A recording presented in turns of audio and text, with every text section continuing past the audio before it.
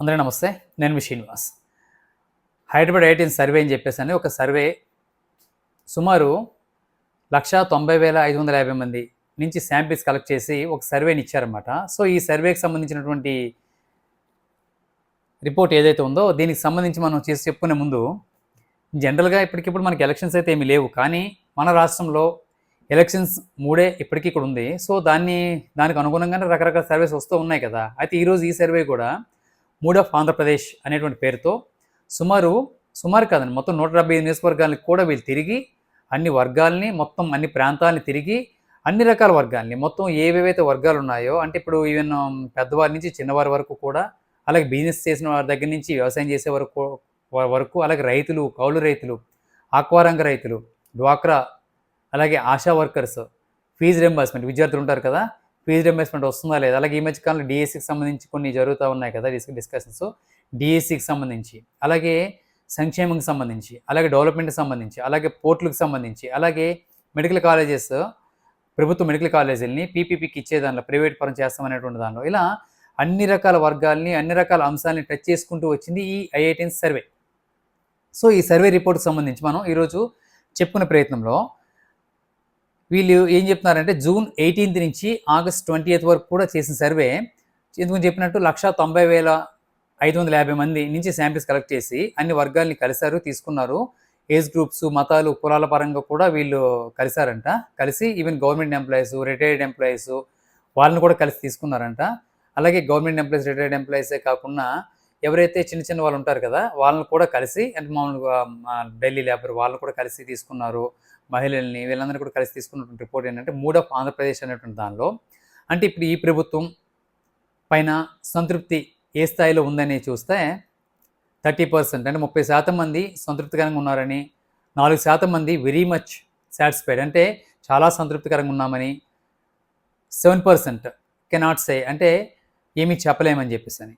అదే అసంతృప్తి, డిస్సాటిస్ఫైడ్ 45%, 40% మంది అసంతృప్తిలో ఉన్నారని చెప్పేసి అని వీళ్ళు చెప్తున్నారు. అలాగే యాజ్ ఆఫ్ నౌ సీఎంగా మీరు ఎవరిని కోరుకుంటూ ఉన్నారు, ఇప్పటికిప్పుడు ఈ రాష్ట్రానికి ఏ ముఖ్యమంత్రి ఉంటే బాగున్ను అని మీరు కోరుకుంటున్నారు, ఎవరైతే బాగుందని చెప్పి కోరుకుంటూ ఉన్నారని చెప్పేసి దానిలో ఇది చాలా ఇంపార్టెంట్ పాయింట్ అండి. సో, దీనిలో వీళ్ళు చెప్పేది ఏంటంటే చంద్రబాబు నాయుడు గారిని 32% మంది, పవన్ కళ్యాణ్ గారిని 6% మంది, లోకేష్ గారిని 5% మంది, జగన్మోహన్ రెడ్డి గారిని 44%, 44% మంది సీఎంగా ఉంటే బాగున్ను అని కోరుకుంటున్నారు. అలాగే మీరు ఏ కాంబినేషన్ కోరుకుంటూ ఉన్నారు, మనకి ఇప్పుడు కూటమి, వైఎస్ఆర్ కాంగ్రెస్ పార్టీ సింగిల్గా ఉంది కదా, సో కూటమిగా కోరుకుంటున్నారా, లేకపోతే ఏ విధంగా, అంటే ఇప్పుడు కూటమిగా కాకుండా, అంటే ఇప్పుడు ఈ టీడీపీ, బీజేపీ, జనసేన కాకుండా, అంటే ఇలా, అంటే కూటమిగా ఎవరెవరు ఉంటే మీరు బాగుంటుందని కోరుకుంటున్నారు ఏంటనే దానిలో కూడా ప్రిఫరెన్స్ ఏంటనేది కూడా వీళ్ళు సర్వే తీసుకుంటే టీడీపీ, జనసేన పార్టీ, బీజేపీని 39% కోరుకుంటున్నారంట కలిసి ఉండాలని. అదే జేఎస్పీ, అంటే Janasena party and BJP party కలిసి పోటీ చేస్తే బాగుందని 10% మంది కోరుకుంటున్నారంట. అదర్స్ 3% మంది, ఏమీ చెప్పలేమని చెప్పేసి అని 6% మంది. అదే వైఎస్ఆర్ కాంగ్రెస్ పార్టీ మాకు కావాలని చెప్పేసి అని 42% మంది కోరుకుంటూ ఉన్నారనేది వీళ్ళ సర్వే రిపోర్ట్ పరంగా. అలాగే సూపర్ 6 హామీలు ఇచ్చింది కదా ఈ ప్రభుత్వం, సూపర్ 6 సూపర్ హిట్ అని చెప్పేసి అని కూడా కొన్ని సభలు కూడా మనం చేశారు. సూపర్ 6 హామీలు మేము చేసామని చెప్తూ ఉంది కదా ఈ ప్రభుత్వం.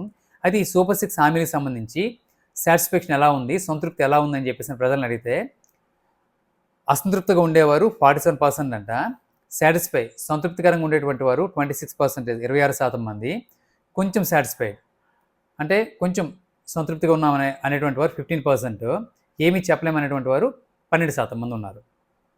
అలాగే ఇప్పటికిప్పుడు ఎన్నిక జరిగితే ఓట్ల పరంగా పర్సంటేజ్ ఎలా ఉంటుంది ఏంటని వీళ్ళు ఒక రిపోర్ట్ ఇచ్చారు. కూటమికి 44.5% వస్తుందంట, అలాగే వైఎస్ఆర్ కాంగ్రెస్ పార్టీకి 45.5%, కూటమికి 44.5%, వైఎస్ఆర్ కాంగ్రెస్ పార్టీ 45.5%, అంటే 1% వైఎస్ఆర్ కాంగ్రెస్ పార్టీకే ఎక్కువగా ఉందనేది ఇక్కడ కనిపిస్తుంది. అలాగే అదర్స్ 3.5% అన్డిసైడెడ్, అంటే ఇప్పటికీ ఏది నిర్ణయించుకున్నటువంటి వారు 6.5%. అలాగే సీట్ల పరంగా చూసుకుంటే Telugu Desam party, Janasena party, BJP 62 వస్తాయంట, వైఎస్ఆర్ కాంగ్రెస్ పార్టీకి 83 వస్తాయి. అదే అదర్స్ 0, కీన్ కంటెస్ట్, అంటే టైట్ ఫైట్ అనేది అయితే 30 సీట్లు ఉంటుందనేది చెప్తూ ఉన్నారు. అదే విడివిడిగా పార్టీస్ పోటీ చేస్తే విడివిడిగా అంటే ఇప్పుడు కూటమిగా కలిసి ఉన్నారు కదా, వీళ్ళే విడిపోయి తెలుగుదేశం పార్టీగా, జనసేనగా, బీజేపీగా పోటీ చేస్తే ఎలా ఉంటుందనేది కూడా వీళ్ళొక జనాల నుంచి, ప్రజల నుంచి అభిప్రాయం తీసుకుంటే వీళ్ళు చెప్పేది ఏంటంటే తెలుగుదేశం పార్టీకి అంటే విడివిడిగా పోటీ చేస్తే తెలుగుదేశం పార్టీ 43 సీట్లు వస్తాయంట, 43-40 సీట్లు వస్తాయని, జనసేన పార్టీకి 2-4 సీట్లు వస్తాయని, బీజేపీ 0 సీట్లు వస్తాయని, కీన్ కంటెస్ట్ అంటే టైట్ ఫైట్ ఉండేటువంటి సీట్లు అయితే 20-21 సీట్లు ఉంటాయని, అదే వైఎస్ఆర్ కాంగ్రెస్ పార్టీ అంటే కూటమిగా కాకుండా ఇలా విడివిడిగా పోటీ చేస్తే వైఎస్ఆర్ కాంగ్రెస్ పార్టీ 110-112 సీట్లు గెలుచుకుంటుంది అనేది చెప్తూ ఉన్నారు.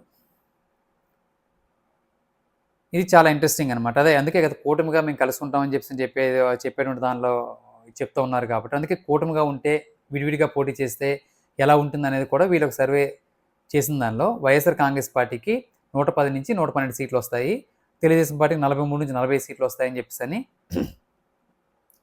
చెప్తూ ఉన్న విషయం అనమాట. అలాగే ఇంతకుముందు మన సీట్ల పరంగా చూసుకునేటప్పుడు కూడా కూటమి 124 సీట్లు చాలా బలంగా ఉంది కదా, అది చూస్తే 164-62 సీట్లు వస్తాయని చెప్తూ ఉన్నారు. వైఎస్ఆర్ కాంగ్రెస్ పార్టీ సరే ఇక్కడ వైఎస్ఆర్ కాంగ్రెస్ పార్టీ 11 సీట్లే పరిమితమైంది, టీమ్ 11 కెప్టెన్ అని చెప్తున్నటువంటి వైఎస్ఆర్ కాంగ్రెస్ పార్టీ 11 సీట్ల నుంచి 83 సీట్లకి ఎగబాకే అవకాశం ఉందనేది వీళ్ళ సర్వే సారాంశం. అలాగే జెండరు, ఏజ్, ఇక్కడ ఏజ్ అనేది చాలా ఇంపార్టెంట్.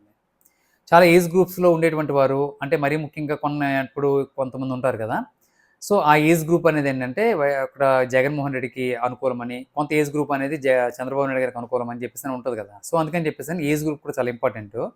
ఈ ఏజ్ పరంగా చూసుకుంటే 18-30 ఇయర్స్ ఉన్నటువంటి వారు తెలుగుదేశం పార్టీకి 44% ఇచ్చేస్తున్నారంట, వైఎస్ఆర్ కాంగ్రెస్ పార్టీకి 46.5%. ఇక్కడ కూడా వైఎస్ఆర్ కాంగ్రెస్ పార్టీకే ఎక్కువగా కోరుకుంటూ ఉన్నారు. అలాగే 31-45 ఇయర్స్ వాళ్ళైతే తెలుగుదేశం పార్టీని 45.5% కోరుకుంటున్నారు.